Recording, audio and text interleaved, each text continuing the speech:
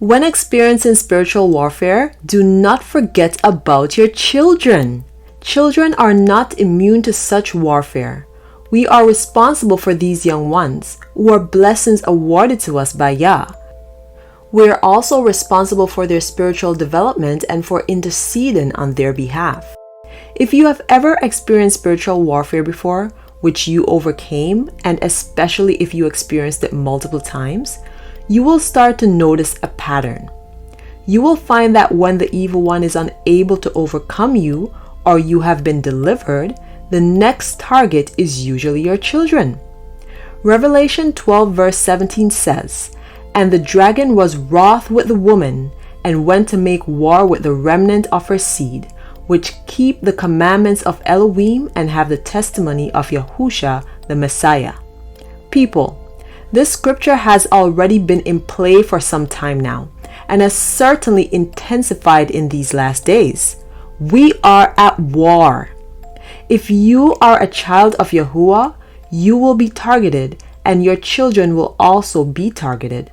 Such attacks will especially increase once you have come into the truth, start keeping Yah's commandments, and testifying about his son Yahushua the Messiah.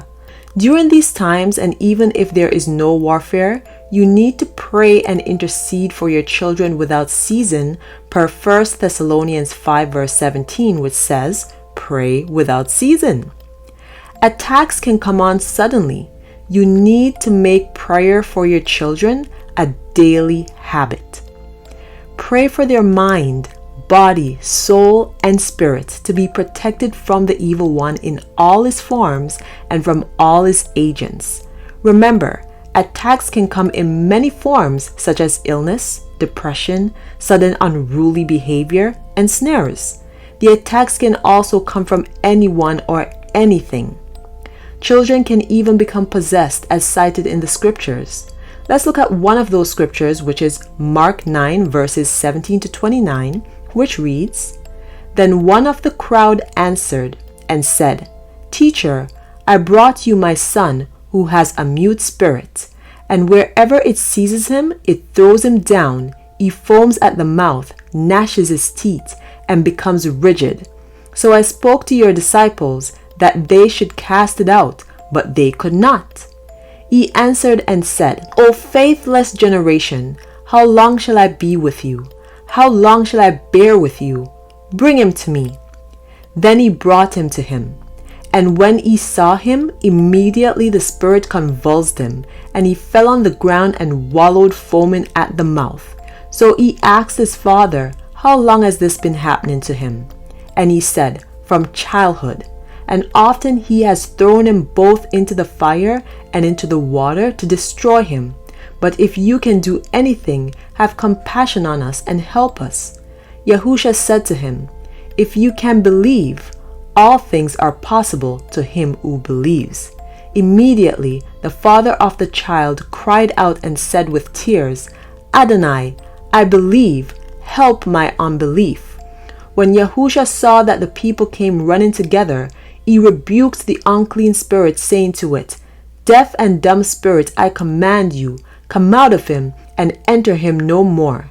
Then the spirit cried out, convulsed him greatly, and came out of him.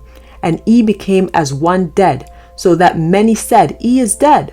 But Yahushua took him by the hand and lifted him up, and he arose." There is also Matthew 15 verse 22, where a Canaanite woman sought Yahushua's help for her demon-possessed daughter. This goes to show that we have to be alert at all times for our children's sake, covering them under Yahuwah's protection through his son Yahushua with prayer and supplication. While praying, resort to fasting as well if necessary. It is also a good idea to create a prayer routine for your children so they can also pray to Yah directly and start to build their spiritual development in the process.